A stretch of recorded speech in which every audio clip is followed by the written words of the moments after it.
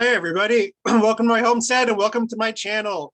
I hope you like the background. I took this, I don't know how long ago, it was earlier this year, but it's a literal ring of fire I was able to capture.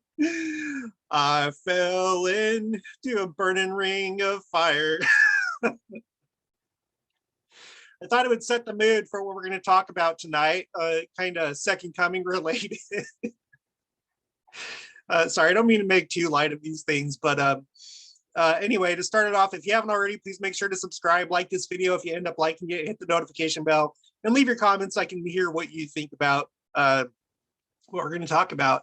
I was just thinking a little bit about President Nelson's advice for us to take a look at our lives, and just like the Salt Lake Temple, how it's getting renovated, to look at our lives and find the old debris that we can get rid of, right?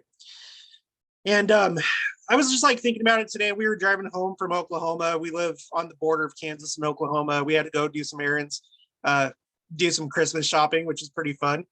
I'm excited for Christmas. We got some pretty good stuff, I think, for our kids. I'm excited. But I was just like kind of like thinking about these things, and I was thinking about back when I was in the military, when when you enlist, it's a whole process, and obviously you start by going to the recruiting office, but then you have to go to this place called MEPS. It's a military entrance processing station, and that's where they do like all the paperwork, and that's where you swear the oath to defend the Constitution. That's where all the stuff happens. And once you reach that point, I mean, that's kind of like I guess the baptismal point is at MEPS when you officially join. And then immediately afterwards, your recruiter and others start calling you by whatever your rank is, right? So I was like blown away by it when it first happened. My recruiter called and he's like, "Hey, Private Davies." And I was like, I like the ring, the ring of that. It was really cool, And then as you waited to get shipped out to basic training, you would meet with your recruiting station. I think it was like once a week. For me, there was only like 2 weeks before I shipped out, so it was a very short process for me. But you go and they start to like get you prepared and stuff, and get you kind of a feel of what you're going to be encountering in the military, and specifically in basic training. And when you're in that moment, you're kind of like on a high, a little bit. You're like, oh, this is really good. You're wearing your little t-shirt that they give you with the Army logo or the Marine Corps, whatever. It's gonna be different with each service, but you're like excited. And I imagine that it probably gets old after a while if you're someone that has to wait a while before you ship out. But so you're sitting there and you're waiting, and you're excited for it to happen. And finally the day comes and you ship out. And that's a whole process in itself.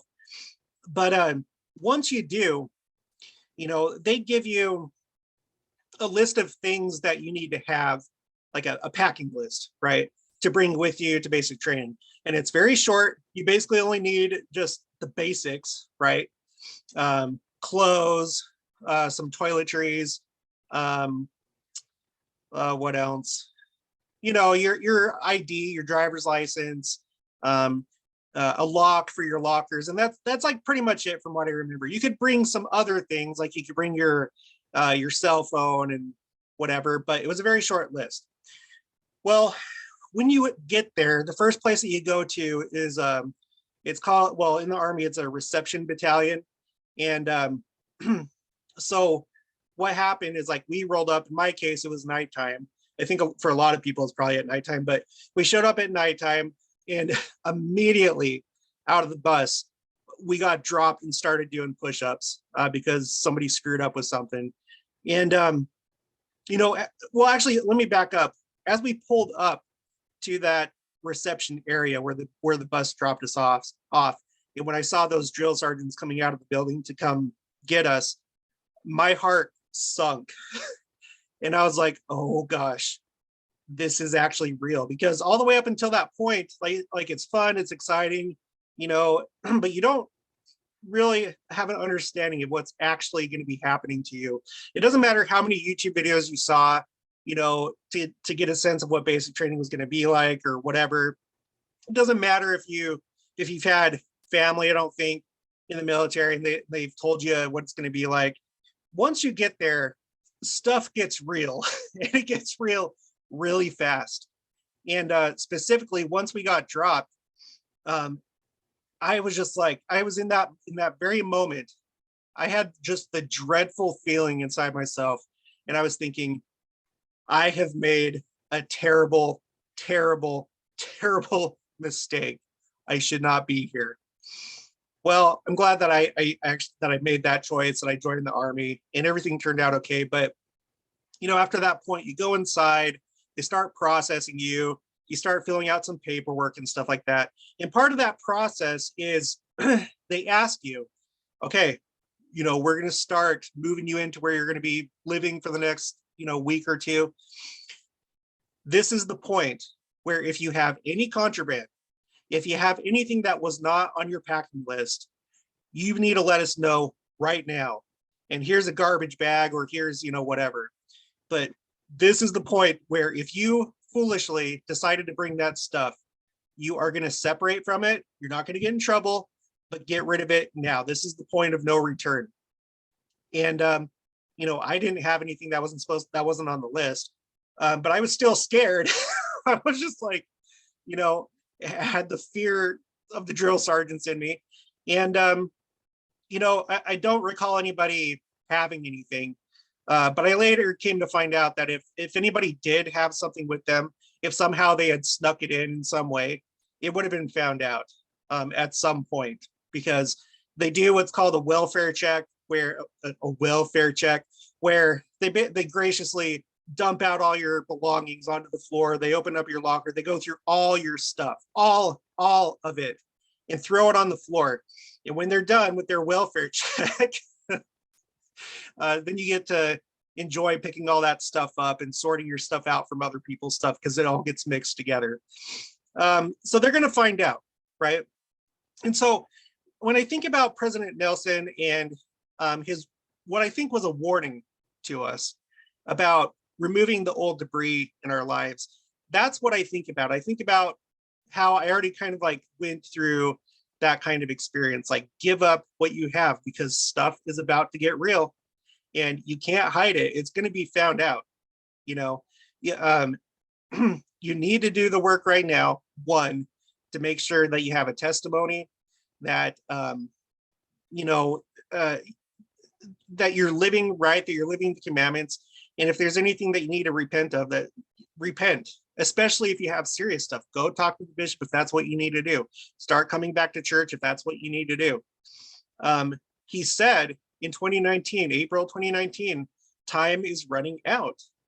And I don't need to tell you, if you've been watching this channel, or if you've just been listening to President Nelson and all the general authorities, you get the sense that things are starting to hurry up, and things are kind of like the work is hastening. Things are escalating. Things are getting more serious.